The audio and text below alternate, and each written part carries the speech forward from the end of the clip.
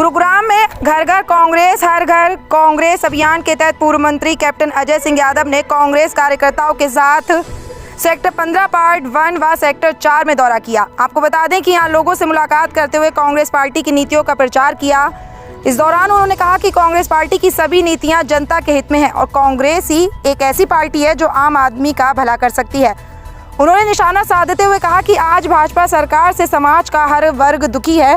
सरकार की जन विरोधी नीतियों के चलते महंगाई और बेरोजगारी लगातार बढ़ती जा रही है, जिससे जनता में रोष है। बिहार की राजनीति पर अपनी प्रतिक्रिया देते हुए कैप्टन अजय सिंह यादव ने कहा कि नीतीश कुमार स्वार्थ की राजनीति कर रहे हैं, जनता की भावनाओं की कदर नहीं कर रहे। नीतीश कुमार भरोसे के लायक बिल्कुल नहीं है, उनका ना कोई धर्म और ना ही ईमान है। इन्होंने अपनी स्वार्थपरक मानसिकता और व्यक्तिगत महत्वाकांक्षाओं के लिए बिहार की जनता के साथ धोखा किया। श्री यादव ने कहा कि गुरुग्राम की जनता आज भी सरकारी अस्पताल की building, bus stand, university, metro का विस्तार नहीं हुआ। ओल्ड गुड़गांव जाम से जूझ रहा है। खेड़की डोला टोल नहीं हटाया गया। नगर निगम भ्रष्टाचार का अड्डा बन चुका है, लेकिन जनता से सुध लेने वाला कोई नहीं है। कैप्टन अजय सिंह यादव लोगों से अपील की उन्होंने कि यदि उन्होंने अपना आशीर्वाद दिया और गुरुग्राम लोकसभा क्षेत्र से सांसद बनाया तो गुरुग्राम के रुके हुए सभी कार्य पूरे किए जाएंगे।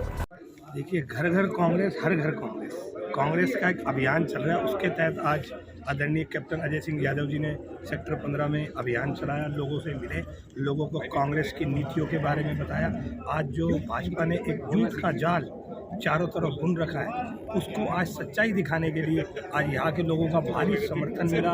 लोगों ने जो है कांग्रेस की तरफ रुझान दिखाया और भाजपा की इस जो भ्रष्ट सरकार चल रही है, इससे बहुत जल्द आने वाले समय में छुटकारा मिलेगा।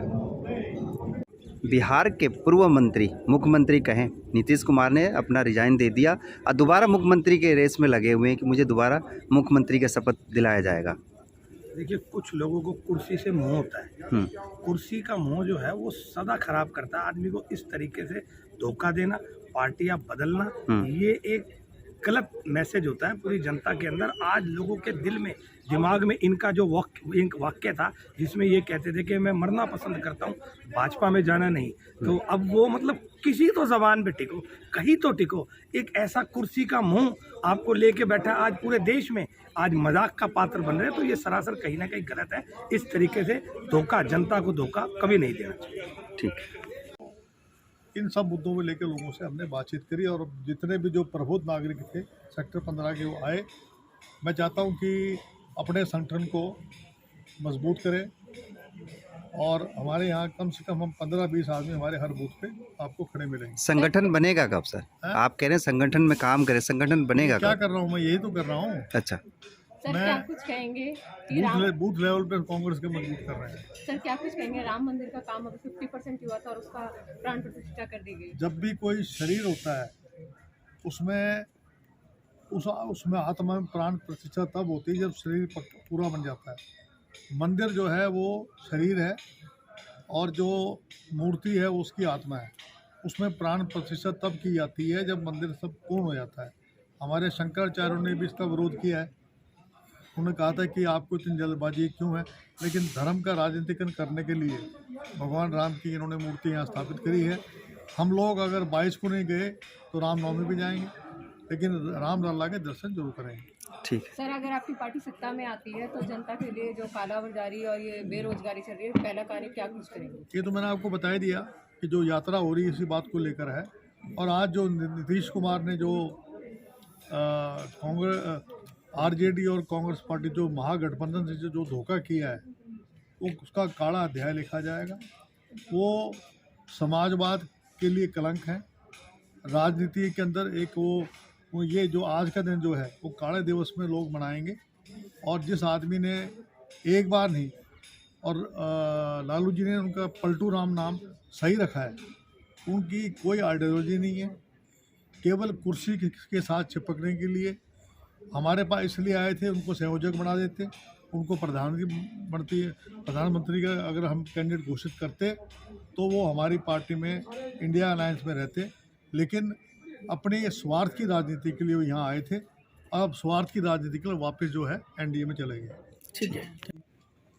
को न्याय दिलाने की बात कर रहे हैं कि संविधान को बचाया जाए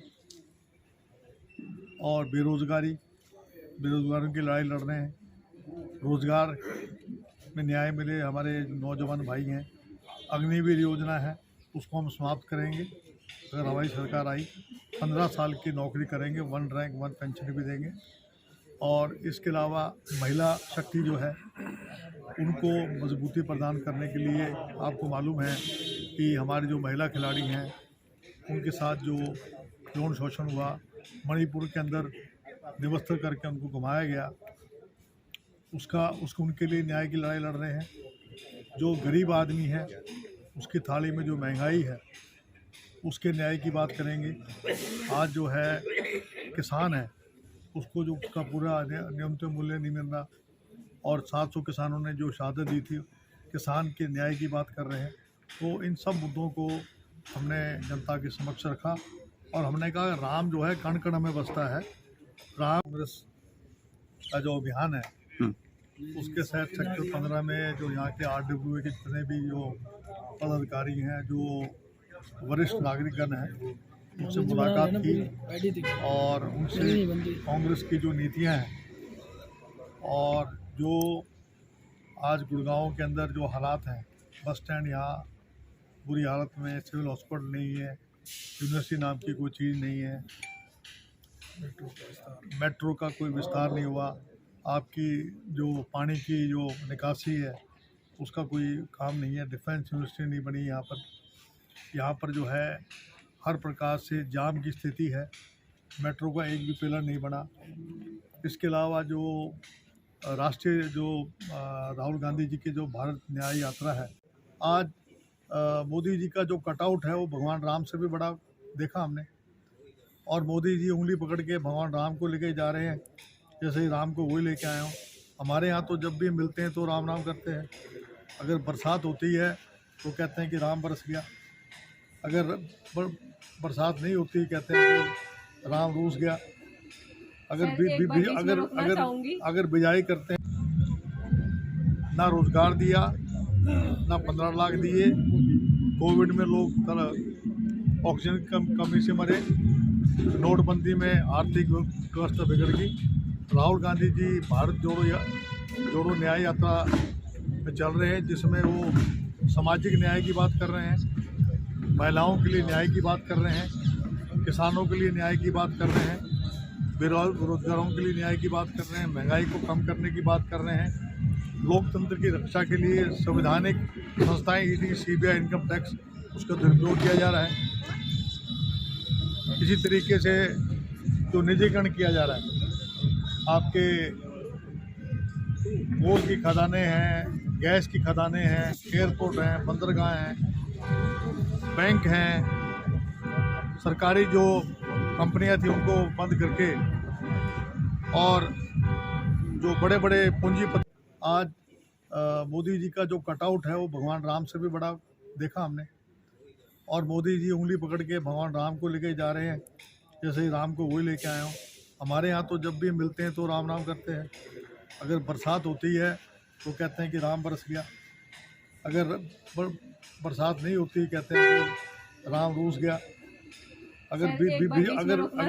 अगर बिजाई करते हैं। मणिपुर के अंदर निवस्त्र करके उनको घुमाया गया,